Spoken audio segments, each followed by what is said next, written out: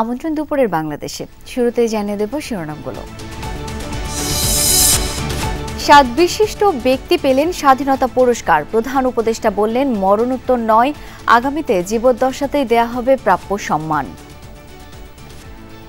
যাদের মরণোত্তর দেওয়ার তাদের পালা শেষ করে দিয়ে পর থেকে শুধু জীবিত অবস্থায় যারা আছেন তাদেরকে আমরা পুরস্কার দিই, তাদের প্রতি সম্মানটা আমরা দিই।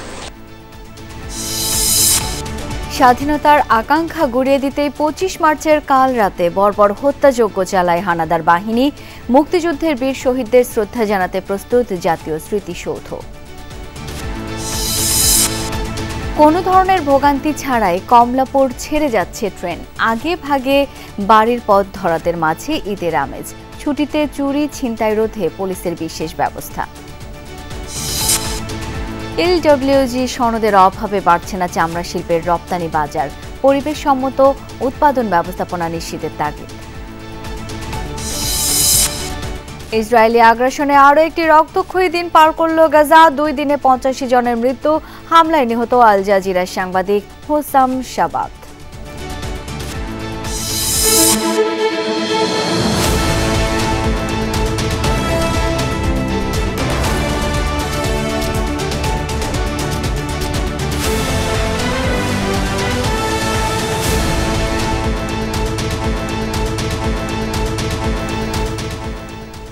দেখছিলেন শিরোনামগুলো। এছাড়াও দেশ বিদেশের আরো খবর নিয়ে দুপুরের বাংলাদেশে আপনাদের সাথে আছি আমি Shaon Dutta. Akij Bashir brings the true 700 ppm clear glass in Bangladesh. Akij Bashir Glass. জাতীয় পর্যায়ে গৌরবোজ্জ্বল ও কৃতিত্বপূর্ণ অবদানের স্বীকৃতি হিসেবে 7 বিশিষ্ট ব্যক্তিকে স্বাধীনতা পুরস্কারে ভূষিত করা হয়েছে। সকালে রাজধানীর ওসমানী স্মৃতি মিলনায়তনে এই পদক প্রদান করেন প্রধান উপদেষ্টা ডক্টর ইউনূস। পুরস্কার প্রদান অনুষ্ঠানে তিনি বলেন, স্বাধীন বাংলাদেশে এখনো ন্যায়ভিত্তিক সমাজ প্রতিষ্ঠা করা সম্ভব হয়নি। ফ্যাসিবাদী সরকার দীর্ঘদিন এদেশের মানুষকে ভোটাধিকার থেকে বঞ্চিত করেছে। শুধু মরণোত্তর নয়, ভবিষ্যতে জীবদ্দশাতে কৃতি সন্তানরা এই সম্মাননা পাবেন, এই আশা ব্যক্ত করেন প্রধান উপদেষ্টা। গেল 11 মার্চ রাষ্ট্রীয় সর্বোচ্চ পুরস্কারের জন্য মনোনীতদের তালিকার প্রজ্ঞাপন জারি করে মন্ত্রিপরিষদ বিভাগ। যেসব ব্যক্তি এবার স্বাধীনতা পুরস্কার পেয়েছেন তারা হলেন বিজ্ঞান ও প্রযুক্তিতে অধ্যাপক জামাল নজরুল ইসলাম, সাহিত্যে মীর আব্দুস শুকুর আল মাহমুদ, সংস্কৃতিতে নওভের আহমেদ, সমাজ সেবায় স্যার ফজলে হাসান আবেদ, মুক্তিযুদ্ধ ও সংস্কৃতিতে মোহাম্মদ মাহবুবুল হক খান ওরফে আজম খান, প্রতিবাদী তারুণ্যে আবরার ফাহাদ। জীবদ্দশায় শিক্ষা ও গবেষণা বিভাগে এই সম্মানের জন্য একমাত্র মনোনীত হন বদরুদ্দিন মোহাম্মদ উমর। তবে আগেই তিনি পুরস্কার গ্রহণ না করার কথা জানিয়েছেন। এই সিদ্ধান্তকে সম্মান জানিয়ে তার পুরস্কারের রেপ্লিকা রাখা হবে জাতীয় জাদুঘরে। আজকের দিনে আমি শ্রদ্ধার সঙ্গে স্মরণ করছি জুলাই গণ অভ্যুত্থানের শহীদ ও আহতদের। তাদের আত্মত্যাগের কারণে আমরা একটা নতুন বাংলাদেশ গড়ার স্বপ্ন দেখার সুযোগ পেয়েছি। এই সুযোগ আমরা কোনো ক্রমেই বৃথা হতে দেব না। জেনজি প্রজন্ম জুলাই গণ অভ্যুত্থানে নেতৃত্ব দিয়েছে। তাদের অনুপ্রেরণার নাম বুয়েট শিক্ষার্থী আবরার ফাহাদ। কৃতিত্বপূর্ণ অবদানের জন্য এই বছর অন্তর্বর্তী সরকার 6 জন বিশিষ্ট নাগরিককে মরণোত্তর স্বাধীনতা পুরস্কারে ভূষিত করেছে। তারা সবাই বাংলার সূর্য সন্তান। 71 মার্চে ঘটনাক্রমে মুক্তিকামী জনতা নিশ্চিত হয়েছিল সশস্ত্র যুদ্ধ করেই দেশ স্বাধীন করতে হবে। এজন্য যুদ্ধ প্রস্তুতিও শুরু করেছিলেন ছাত্ররা। ঢাকা বিশ্ববিদ্যালয়ের ছাত্রদের অনেকেই গ্রামে ফিরে গিয়ে সেখানে প্রস্তুতি শুরু করেন। ঢাকার তরুণরাও অস্ত্র সংগ্রহ করে প্রস্তুতি নেন। এরই মধ্যে 25 মার্চের কাল রাতে পাকিস্তানি হানাদার বাহিনী শুরু করে ইতিহাসের বর্বর হত্যাযজ্ঞ। প্রতিরোধ শুরু করে মুক্তিকামী জনতা। 2 বীর মুক্তিযোদ্ধার বয়ানে 71-এর উত্তাল মার্চের কথা জানাচ্ছেন শাকিল হাসান। 1971-এর 1 মার্চ গণপরিষদ অধিবেশন স্থগিতে ক্ষুব্ধ হয়ে ওঠে মুক্তিকামী জনতা। প্রতিবাদে চলে হরতাল, অবরোধ আর মিছিল। 7 মার্চ রেসকোর্স ময়দানে ভাষণ দেন বঙ্গবন্ধু। ছাত্রনেতাদের কাছে বার্তা পরিষ্কার হয়ে ওঠে, তোমাদের যা কিছু আছে তাই নিয়ে প্রস্তুত থাকো। শাহজাহান সিরাজ 7 মার্চ আসলেন। 7 মার্চে আইসা আমারে বললেন, ফজলুর রহমান ঢাকাতে কোনো কাজ নাই, আগামীকাল কিশোরগঞ্জ চলে যাও, সেখানে গিয়ে ট্রেনিংয়ের ব্যবস্থা করো, মানুষকে মুক্তিযুদ্ধের জন্য প্রস্তুত করো। 11 তারিখে বাড়িতে গেলাম, থানার ওসিরে গিয়ে বললাম আপনার আর কোনো কাজ নাই, অস্ত্রগুলা দিয়ে দেন। 27টা রাইফেল নিলাম, কিছু গাদা বন্দুক ছিল সেইগুলা নিলাম, সিভিল গান আনলাম। 300 থেকে 350 ছাত্র যুবক আমরা ইটনার মীরাকান্দির মাঠ বলে, যেটা ফুটবল খেলার মাঠ ছিল, সেই মাঠে ট্রেনিং দেওয়া শুরু করলাম 26শে মার্চ পর্যন্ত। ঢাকার তরুণরাও নানা জায়গা থেকে সংগ্রহ করেছিলেন অস্ত্র। তেমনই এক গেরিলা যোদ্ধা ইশতিয়াক আজিজ উলফাত। ইত্তেফাক পত্রিকার পাশে বাস করতেন পরিবার নিয়ে। প্রত্যক্ষ করেছেন 25 মার্চে পাকিস্তানি বাহিনীর নারকীয় হত্যাযজ্ঞ। ইত্তেফাক অফিসের ভিতরে উকি মেরে আমরা দেখলাম 20-25টা লাশ পড়ে আছে। তো সেই সাইকেল দিয়ে আমি গেলাম সদরঘাটের দিকে। পথে যেতে যেতে একটা গেটের সামনে একটা বাচ্চাকে দেখলাম, গেটের তল দিয়ে ওর মাথাটা ঢুকিয়েছে, ও বোধহয় ক্রস করতে পারেনি, ওখানে পড়ে আছে এক সাগর রক্তের উপরে, তার নিজের রক্তের উপরে বাচ্চাটা ওইভাবেই গেটটা ধরে মরে পড়ে আছে। তো তারপরে গেলাম সদরঘাটে, গিয়ে দেখলাম লাশ ভাসছে নদীতে, সব জায়গায় খালি লাশ আর লাশ। কিশোরগঞ্জ আর ঢাকায় থাকা এই দুই যোদ্ধা কিভাবে পেলেন মুক্তিযুদ্ধের আনুষ্ঠানিক নির্দেশনা? ভোর 5টার সময় এই কাগজটা আসছে, অপারেটর সাহেব একটা কাগজ আমার কাছে দিল। এই কাগজে লেখা, আমি বাংলাদেশের স্বাধীনতা ঘোষণা করলাম, যে যে অবস্থানে আছেন সেই অবস্থান থেকে যুদ্ধ শুরু করুন, আপনাদেরই শেখ মুজিবুর রহমান। এই কাগজটা আমি হাতে পাইলাম। এই কাগজটা হাতে পায়ে ইটনার মীরাকান্দির মাঠে এসে হাজার হাজার মানুষের সামনে দেখাইলাম এই যে বঙ্গবন্ধুর স্বাধীনতার ঘোষণা। সেই ঘোষণা হলো 26শে মার্চ গেল। 27শে মার্চ বুলবুল আমাকে বলল, ফজলু এই শুনো শুনো, একজন আর্মি অফিসার কি কয়। ধরার সঙ্গে সঙ্গে I major Zia do hereby declare the independence of Bangladesh. আবার শুনলাম কি কয়, আবার বললো I major Zia do hereby declare the independence of Bangladesh. কিছুক্ষণ পরে আবার I major Zia do hereby declare the independence of Bangladesh on behalf of our great leader Bangabandhu Sheikh Mujibur Rahman. আমরা যুদ্ধে যাওয়ার একটা সময় পেলাম, একটা জায়গা পেলাম, একটা আওয়াজ পেলাম, একটা ঠিকানা পেলাম। এটার মাধ্যমে আমরা মুক্তিযুদ্ধের প্রস্তুতি নিলাম। আমরা ঘর থেকে বের হয়ে গেলাম, শুরু হলো মুক্তিযুদ্ধ। হাজারো বীর যোদ্ধার 9 মাসের লড়াইয়ে 16 ডিসেম্বর শত্রুমুক্ত হয় বাংলাদেশ। প্রিয় জন্মভূমির মুক্ত আকাশে ওড়ে লাল সবুজের পতাকা। শাকিল হাসান, যমুনা নিউজ, ঢাকা। মহান স্বাধীনতা দিবসে বীর শহীদদের প্রতি শ্রদ্ধা জানাতে প্রস্তুত জাতীয় স্মৃতিসৌধ। উদযাপন নির্বিঘ্ন করতে নেওয়া হয়েছে কয়েক স্তরের নিরাপত্তা ব্যবস্থা। পরিচ্ছন্নতা ও সৌন্দর্য বর্ধনের কাজ শেষে প্রস্তুত জাতীয় স্মৃতিসৌধ। গণপূর্ত বিভাগের কর্মীদের 2 সপ্তাহের পরিশ্রমে নতুন রূপ পেয়েছে সৌধ প্রাঙ্গণ। বাহারি ফুলে ছেয়ে গেছে সবুজ চত্বর। যথাযোগ্য মর্যাদায় দিবসটি উদযাপনে এরই মধ্যে শেষ হয়েছে স্মৃতিসৌধের সৌন্দর্য বর্ধনের কাজ। রাষ্ট্রীয় আনুষ্ঠানিকতার সব মহড়াও সম্পন্ন হয়েছে। নিরাপত্তা নিশ্চিতে সিসি ক্যামেরার আওতায় আনা হয়েছে পুরো এলাকা, বাড়ানো হয়েছে গোয়েন্দা নজরদারি। সাভার উপজেলা প্রশাসনের পক্ষ থেকেও সব ব্যবস্থা নেওয়া হয়েছে। রাষ্ট্রপতি, প্রধান উপদেষ্টা সহ উপদেষ্টা মণ্ডলী, বিদেশি কূটনীতিক ও ভিভিআইপিদের শ্রদ্ধা নিবেদন শেষে সর্বসাধারণের জন্য উন্মুক্ত করে দেওয়া হবে স্মৃতিসৌধের ফটক। আমরা গণপূর্ত অধিদপ্তরের পক্ষ থেকে পুরো স্মৃতিসৌধ কমপ্লেক্সকে ধুয়ে মুছে পরিষ্কার পরিপাটি করা, ফুল দিয়ে সাজানো, রং তুলির কাজ, সিসি ক্যামেরা স্থাপন, আলোকসজ্জা, লেক সংস্কার সহ সকল ধরনের কার্যক্রম সম্পন্ন করেছি। আমাদের এখানে 3,500 পুলিশ সদস্য মোতায়েন থাকবে। এখানে আমাদের পুলিশের আমিন বাজার থেকে শুরু করে আপনার গণস্বাস্থ্য কেন্দ্র পর্যন্ত এই পুরো রাস্তাটাকে আমরা 12টা সেক্টরে ভাগ করেছি। 12টা সেক্টর ওয়াইজ আমাদের পুলিশ ডেভেলপমেন্ট থাকবে। দর্শক, এই মুহূর্তে সাভারের জাতীয় স্মৃতিসৌধে রয়েছেন সহকর্মী মাহফুজুর রহমান নিপু। প্রস্তুতির খবর জেনে নেব তার কাছ থেকে। নিপু, স্মৃতিসৌধে গুরুত্বপূর্ণ ব্যক্তি ও সাধারণ মানুষের শ্রদ্ধা নিবেদনের জন্য প্রস্তুতি কেমন দেখছেন, বিস্তারিত জানতে চাই।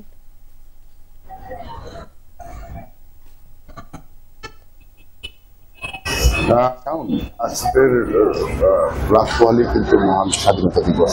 এই দিন উপলক্ষে কিন্তু সাভারের জাতীয় স্মৃতিসৌধ এখন পুরোপুরি প্রস্তুত, অর্থাৎ গণপূর্ত বিভাগ, আইন শৃঙ্খলা রক্ষাকারী বাহিনীর সব দিক থেকে কিন্তু তারা জানিয়েছেন যে তারা প্রস্তুত রয়েছেন।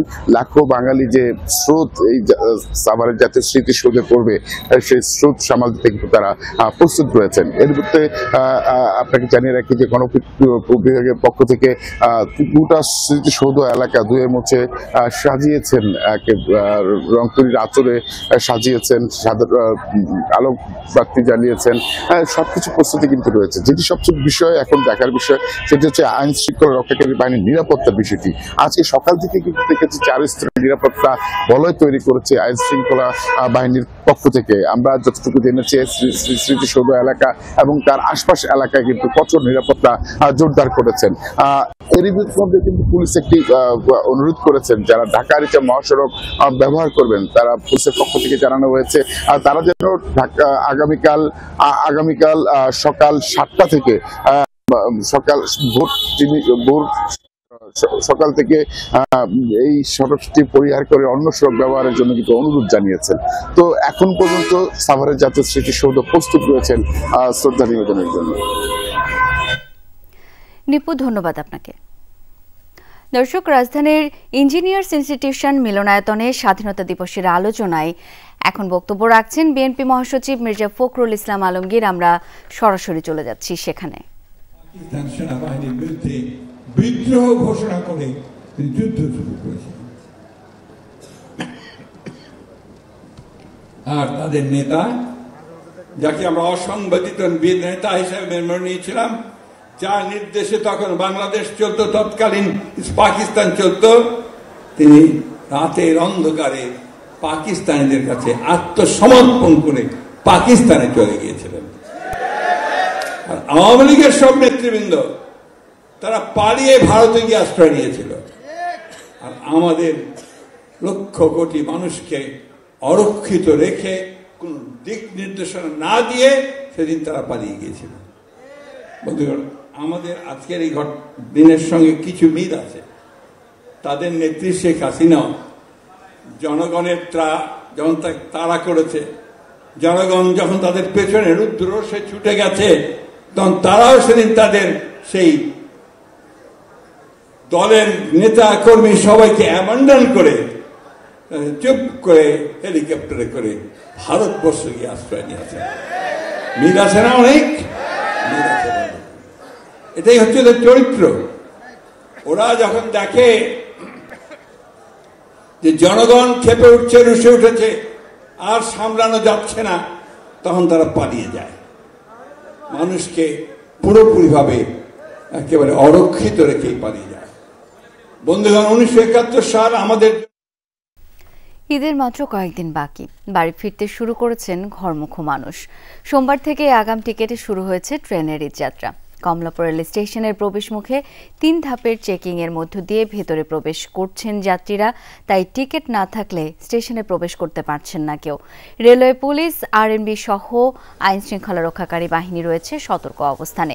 সকাল থেকে কোনো ভোগান্তি ছাড়াই ট্রেনে যাত্রা করছেন স্বজনের সাথে ঈদ আনন্দ ভাগাভাগি করতে যাওয়া মানুষ।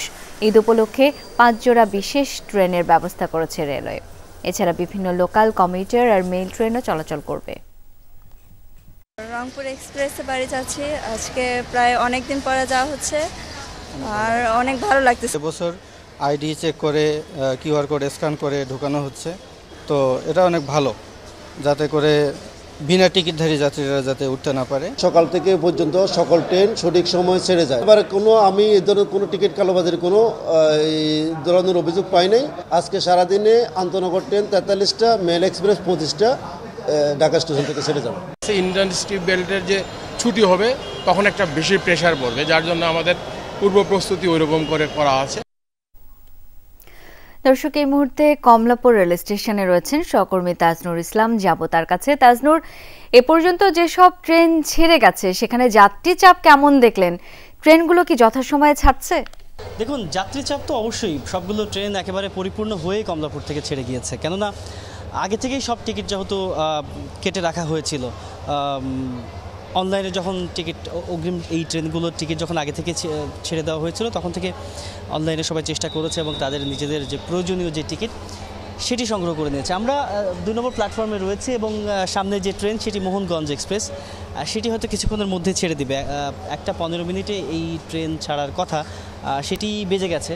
এর মধ্যে লাইনের যে সিগন্যাল সেটিও আমরা দেখতে পাচ্ছি, সেটিও জ্বলেছে। হয়তো আর কিছুক্ষণের মধ্যে এই ট্রেনটিও ছেড়ে দেবে। আজকে সকাল থেকে যেই চিত্রটি সবচেয়ে বেশি দেখেছি, এই ট্রেনটি যদি ছাড়ে তবে এটি নিয়ে মোট 18টি আন্তনগর ট্রেন এখন পর্যন্ত সকাল থেকে ছাড়া হলো এবং এই ট্রেনের হুইসেল বাজানোর সাথে সাথে এটিও সঠিক সময় অর্থাৎ 11:15তেও এটি ছেড়ে দেওয়া হলো।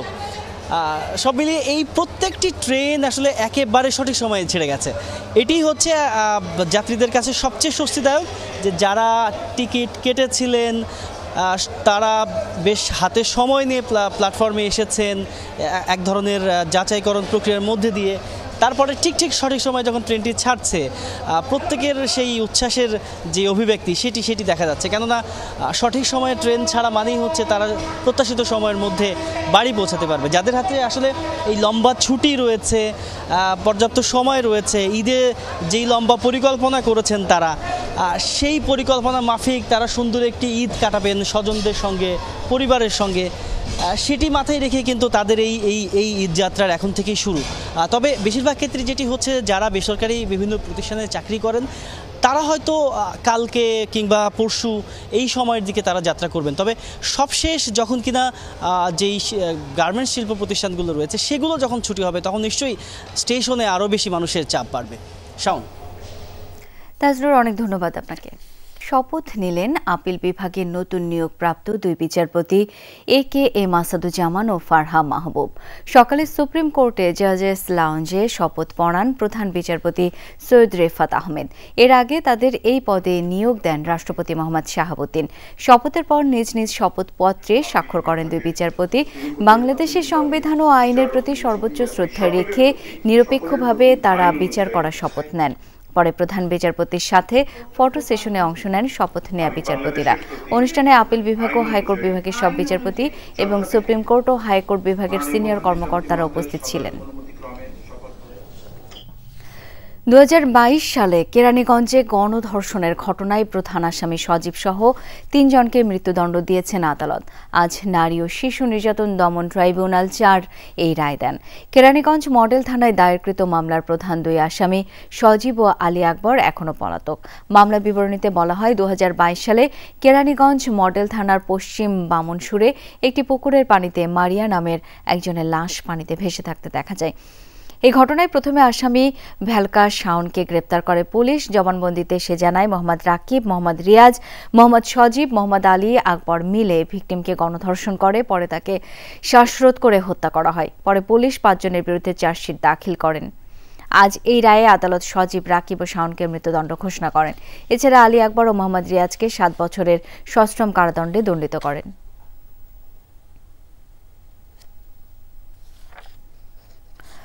আসন্ন ঈদকে সামনে রেখে চুরি ছিনতাই রোধে বিশেষ ব্যবস্থা নেওয়া হয়েছে ডিএমপির পক্ষ থেকে। টহল বাড়ানোর পাশাপাশি মার্কেট এবং বাসাবাড়িতে নিরাপত্তা জোরদার করা হয়েছে বলে জানিয়েছেন ডিএমপির রমনা বিভাগের ডিসি মাসুদ আলম। রমনা থেকে গাড়ি চুরির আসামির গ্রেপ্তার নিয়ে সংবাদ সম্মেলনে একথা জানান তিনি। 8 মার্চ টেস্ট ড্রাইভের কথা বলে একটি গাড়ি চুরি করে বুয়েটের সাবেক শিক্ষার্থী আহসান হাবিব মাসুম। শোরুম মালিককে পিস্তল ঠেকিয়ে গাড়িটি ছিনতাই করে মাসুম। 24 মার্চ গাড়িটি উদ্ধার সময়েও পুলিশকে লক্ষ্য করে গুলি করে মাসুম। গ্রেপ্তারকৃত মাসুম পেশায় ইঞ্জিনিয়ার হলেও এর আগেও একইভাবে একাধিক গাড়ি চুরি করেছে। মোবাইল ছিনতাইয়ের সাথে জড়িত ছিল মাসুম। টেস্ট করার কথা বলে যে ড্রাইভ টেস্ট করবে, এই পিয়াল মোহাম্মদকে পাশে নিয়ে এসে ওখান থেকে রওনা দেয়। ওখান থেকে বের হয়ে সে টিএসসি থেকে আসে, টিএসসি থেকে ইউটার্ন করে আবার চলে আসে যে এই মেট্রো রেল আছে, মেট্রো রেল স্টেশন আছে, এই স্টেশনের কাছে আসার পরে সে গাড়িটা থামিয়ে কিন্তু যে পিয়াল মোহাম্মদ যে সেকেন্ড সিটের ঠেকিয়ে তাই কিন্তু ওখান থেকে মৃত্যুর ভয় দেখে নামিয়ে দেয় সে গাড়ি টান দিয়ে চলে যায়। কাটছে না চামড়া খাতের সংকট। দীর্ঘ সময় ধরে চলা সমস্যার সুরাহা হয়নি। পরিবেশ সম্মত উপায়ে হচ্ছে না উৎপাদন। কঠিন বর্জ্য ফেলা হচ্ছে উন্মুক্ত স্থানে। শ্রমমান নিয়েও আছে নানান প্রশ্ন। খাত সংশ্লিষ্টরা বলছেন, সিইটিপি সক্রিয় না থাকায় পরিবেশসম্মত উৎপাদন হচ্ছে না, এতে বড় হচ্ছে না রপ্তানি বাজার। সরকারের কার্যকর পদক্ষেপের অভাবে দুরবস্থায় দ্বিতীয় রপ্তানি খাত।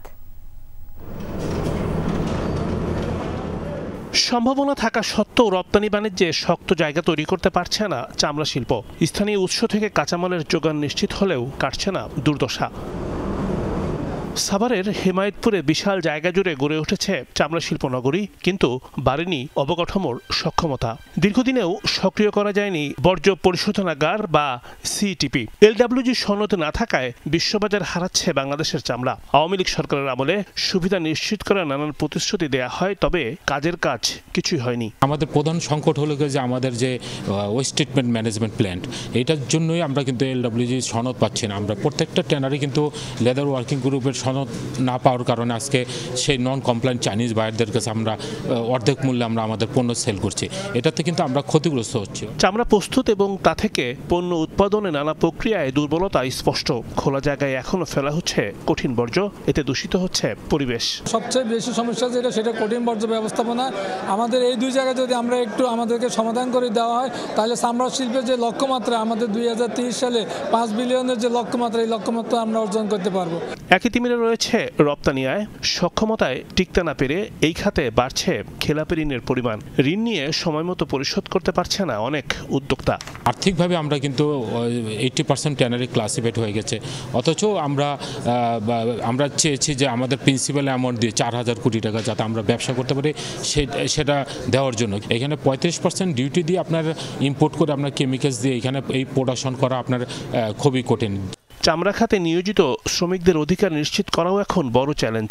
ন্যায্য বেতন ভাতা এবং পরিবেশসম্মত উৎপাদন ব্যবস্থা নিশ্চিত করাও কঠিন। শ্রমিকদের সুযোগ সুবিধাগুলো তেমন কোনো ডেভেলপ করে নেই এবং এখান থেকে হাজারীবাগ থেকে যাওয়ার মধ্য দিয়ে শ্রমিকরা সেখানে খুবই কষ্ট করে। তো ইন্ডাস্ট্রি যদি ভালো থাকে তখন মালিকদের কিছু মানে অনিচ্ছা থাকলেও তখন কিন্তু তার সাথে রিলেটেড শ্রমিক কর্মচারীরা কিছু সুযোগ সুবিধা পায়। বিশ্বে চামড়া ও চামড়াজাত পণ্য রপ্তানির বাজারে বাংলাদেশের হিস্সা মাত্র 3 থেকে 4%। রিমন রহমান, যমুনা নিউজ, ঢাকা। তামিম ইকবালকে 48 থেকে 72 ঘন্টা পর্যন্ত সাভারের কেপিজে হাসপাতালে থাকার পরামর্শ দিয়েছেন ডাক্তাররা। তামিমকে দেখতে হাসপাতালে এসেছিলেন স্বাস্থ্য অধিদপ্তরের মহাপরিচালক। তিনি জানিয়েছেন 3 মাস পরে ক্রিকেটে ফিরতে পারবেন বাংলাদেশের সাবেক এই অধিনায়ক। এক প্রকার মৃত্যুর মুখ থেকে ফিরে এসেছেন তামিম ইকবাল। বিকেএসপিতে ডিপিএল এর ম্যাচ খেলতে গিয়ে হার্ট অ্যাটাক করে নিকটস্থ কেপিজে হাসপাতালে ভর্তি হওয়া তামিম এখন অনেকটাই সুস্থ। মঙ্গলবার ভোর রাতে খাবার খেয়েছেন, পরিবার ও বন্ধুদের সাথে আড্ডা দিয়েছেন। সকালে সিসিইউ থেকে একবার নেওয়া হয়েছিল কেবিনেও, সেখানেই পরিজনদের সঙ্গে কথা বলেছেন তামিম। তামিমকে দেখতে হাসপাতালে এসেছিলেন স্বাস্থ্য অধিদপ্তরের মহাপরিচালক ডাক্তার মোহাম্মদ আবু জাফর। তারা তামিমকে 48 থেকে 72 ঘন্টা এই হাসপাতালেই থাকার পরামর্শ দিয়েছেন। পরবর্তী আজকে সময় যাচ্ছে 48 আওয়ার্স থেকে 72 আওয়ার্স হচ্ছে রিস্কি পিরিয়ড। সব পরীক্ষা নিরীক্ষায় কিন্তু পুরো রোগ সবসময় আসে না। প্রাথমিক যে ইসিজি করা হয়েছিল তাকে সেখানে চেঞ্জ আসেনি এবং আজকে সকালে ইকো করা হয়েছে, দ্যাটস গুড। তামিমের হার্টে রিং পরানোর পর শোনা গিয়েছিল আর কখনোই ব্যাট হাতে তিনি তুলতে পারবেন না। তবে আশার খবর শোনা গেছে 3 মাস পরই ক্রিকেটে ফিরতে পারেন বাংলাদেশের সাবেক এই অধিনায়ক। এই 3 মাস থাকবেন ডাক্তারদের পর্যবেক্ষণে। জাতীয় হৃদরোগ হাসপাতাল ইনস্টিটিউটের পরিচালক মহোদয় বলেছেন যে উনি ওনার নর্মাল কাজে ফিরে যাওয়ার জন্য অ্যাটলিস্ট 3 মাস সময় দিতে হবে। সবই ঠিক আছে, তারপরে যে কোনো সময় যে কোনো জিনিস ঘটে যেতে পারে। এই বিষয়গুলো অত্যন্ত গুরুত্ব সহকারে পরিবারের সদস্যদের সাথে আমরা আলাপ করেছি। ডাক্তাররা কিংবা হাসপাতাল কর্তৃপক্ষ শুধুমাত্র পরামর্শ দিয়েছে, সিদ্ধান্ত তামিম এবং তামিমের পরিবারই নেবে। আফনান পিয়াল, যমুনা স্পোর্টস, গাজীপুর। এতদিন জীবনের ঝুঁকি নিয়ে বিশ্বের সামনে তুলে ধরেছেন যুদ্ধবিধ্বস্ত গাজার সংবাদ। আজ তারা নিজেরাই সংবাদ। সোমবার ইসরায়েলের পৃথক 2 হামলায় নিহত হন 2 সাংবাদিক। খান ইউনিসে তেল আবিবের নির্বিচার বোমা বর্ষণে প্রাণ হারান প্যালেস্টাইন টুডের প্রতিনিধি মোহাম্মদ মনসুর। একই দিন বেইত লাহিয়ায় হামলায় মৃত্যু হয় আল জাজিরা রিপোর্টার হোসাম শাবাতের। প্রতি মুহূর্তে মৃত্যু ঝুঁকি জেনেও গাজার এ প্রান্ত থেকে ও প্রান্তে ছুটে ইসরায়েলের হামলার তথ্য সংগ্রহ করছেন বহু সাংবাদিক। তাদেরই একজন প্যালেস্টাইন টুডের প্রতিনিধি মোহাম্মদ মনসুর। সোমবার খান ইউনিসে ইসরায়েলি বাহিনীর বর্বর হামলায় প্রাণ হারান এই তরুণ। কয়েক মাস আগেই দুই সাংবাদিক ১৯ বছর বয়সী হাসান, ২৭ বছর বয়সী ইসমাইলের মৃত্যুতে সামাজিক যোগাযোগ মাধ্যমে পোস্ট দিয়েছিলেন আল জাজিরার রিপোর্টার হোসাম শাবাত। বলেছিলেন ছেড়ে যাবেন না রণক্ষেত্র, রেখেও ছিলেন কথা। গত বছর নভেম্বরে ইসরায়েলি হামলায় আহত হওয়ার পরও পিছুপা হননি গাজার গণহত্যার খবর প্রচার থেকে। ক্রমেই আল জাজিরার জনপ্রিয় সংবাদকর্মী হয়ে ওঠেন শাবাত। গাজায় যুদ্ধবিরতির সুযোগে ১ মাস আগে মায়ের সাথে দেখা হয়েছিল। আবেগঘন ভিডিও শেয়ার করেছিলেন নিজেই। এটা যে শেষ দেখা হতে পারে জানা ছিল সেটাও। যুদ্ধবিরতি ভেঙে আবার আগ্রাসী ইসরায়েল। বুম ক্যামেরা নিয়ে আবারও মাঠে নামেন শাবাত। সোমবার বেইত লাহিয়ায় সংবাদ সংগ্রহের সময় তার গাড়ি লক্ষ্য করে হামলা চালায় ইসরায়েলি সেনারা। প্রাণ হারান শাবাত।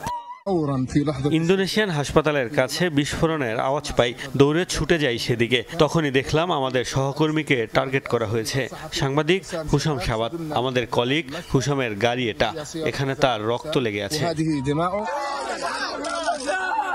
প্যালেস্টিনিয়ান জার্নালিস্ট সিন্ডিকেটের তথ্য অনুযায়ী গাজায় চলমান ইসরায়েলি আগ্রাসনে ১.৫ বছরে কমপক্ষে ২০৮ সাংবাদিকের মৃত্যু হয়েছে। এদের মধ্যে ৭ জন আল জাজিরার। এরপরও থেমে নেই শাবাতের মতো সাহসীরা। কিছুদিন আগেই মৃত্যু ভয় নিয়ে জানতে চাওয়া হয়েছিল শাবাতের কাছে। পাল্টা প্রশ্ন ছুড়েছিলেন, যতদিন গণহত্যা বোমাবর্ষণ চলছে থামা উচিত কি? আজ অবশ্য ইসরায়েলের বর্বরতায় তার হৃদস্পন্দনই থেমে গেল। ডরোথি তাসরিন, যমুনা নিউজ।